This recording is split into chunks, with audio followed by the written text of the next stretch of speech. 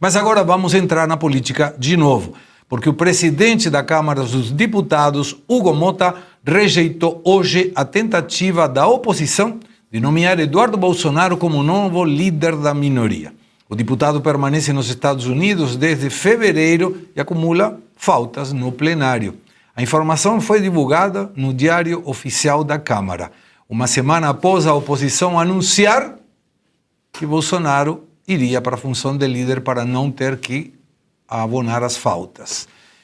Devemos lembrar, isso foi uma estratégia da oposição para que não perca o mandato. Então, André, e aí? Pois é, primeiro as pessoas dizem assim... Mais uma traição? Pois é. Olha, há uma estratégia aqui. Isso é tido como se em si fosse um ilícito. Não, estratégia não é ilícito, primeira coisa. Segunda coisa, então, ele foi colocado nessa situação e teve de resolver essa questão porque o colocaram nisso, né? E o colocaram aí sim de forma ilícita. O que fizeram com o Eduardo é completamente irregular.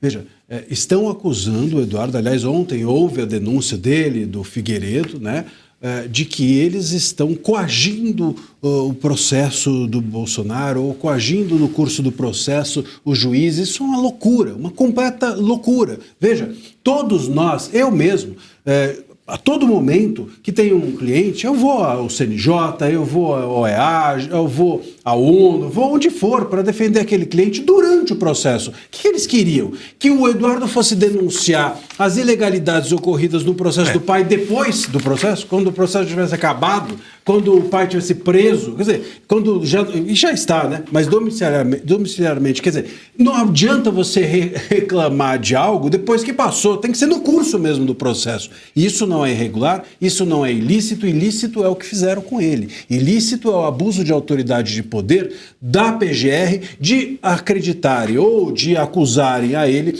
de, ao fazer denúncias, agir contra o Brasil, contra a pátria ou coagindo o processo. Então, dentro desse escopo, ou dentro desse balaio, eles fizeram o que era possível, que era manter o Eduardo nessa maneira, como líder da minoria, para que ele não perdesse o seu mandato, para que ele pudesse exercê-lo de fora, porque sabe-se muito bem que se ele puser o pé aqui, as autoridades de exceção do nosso país vão prendê-lo. Então é uma estratégia para assim agir. E muita gente fala assim, não, mas é um absurdo. Como é que é possível um deputado atuar fora do Brasil, exercer o mandato aqui? Pô, você tem gente que aqui no Brasil está atuando e não exerce o mandato, tem gente que passa o dia inteiro dentro da Câmara e não faz nada. Por que ele lá fora fazendo não poderia atuar?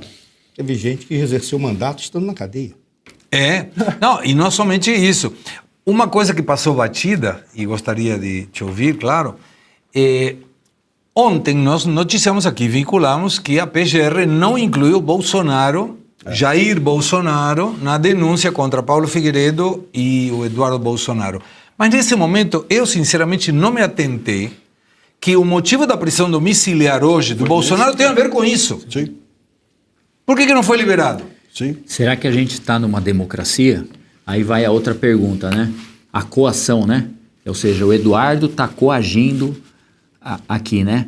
O que o Supremo, alguns do Supremo fazem quando ligam para deputados e para senadores para não pautar, não colocar? O que está acontecendo quando, logo que começou o Hugo Mota, a Polícia Federal entrou na casa dos pais do deputado? O que é isso que está acontecendo no nosso país? Então está muito claro o que está acontecendo. Infelizmente, a gente não vive numa democracia. A gente está vivendo um outro tipo de Estado, em que quem manda, infelizmente, quem manda não são as pessoas que foram eleitas pelo povo. Não são essas pessoas que estão que foram escolhidas pelo povo para defendê-los. Não é isso que está acontecendo. A gente está vendo uma interferência entre poderes que virou um absurdo. Ou seja, o pessoal que nem sei se tem essa pauta a PEC da blindagem, não sei se tem, mas o que está acontecendo? Foram criar uma PEC, que eu sou contra, tá? Para que o Supremo não possa ir para cima deles. Olha aqui que é isso. Quem vai apurar quando um ministro liga para o deputado coagindo? Quem que vai apurar isso aí? A PGR vai apurar isso aí? Ô Segré, e rapidamente você tocou num ponto que é muito importante. O Bolsonaro, né, ele foi preso, veja só, por quê? Porque ele teria descumprido cautelares. Sim. Cautelares foram, então vamos acompanhando o raciocínio, foi preso porque descumpriu cautelares. As cautelares foram deferidas onde? Em qual inquérito? Nesse daí, no qual ele não foi denunciado. Então as cautelares caem e a razão dele ser preso também caiu. Porque, veja bem, se eu dentro... É como se você falasse assim, ó, tudo que você está sofrendo é porque você está dentro do hotel. Sim, aí eu fiz um check-out e saí do hotel. Então não está sofrendo mais. Nada. Aquelas razões, todas as razões que fizeram ele ser preso, caem junto com o fato dele ter sido excluído desse inquérito. Portanto, ele de ofício, ou seja, pelas mãos do próprio Moraes, deveria estar solto nesse exato momento. E ao não fazê-lo, comete também abuso de autoridade de poder o ministro Moraes. Vai acontecer o quê, Segré? Nada, porque o Brasil não é um país sério. O que deveria estar acontecendo nesse exato momento é que a defesa do Bolsonaro, se é que não está, deveria estar na porta lá do gabinete do Moraes, exigindo que ele desse essa decisão de soltura.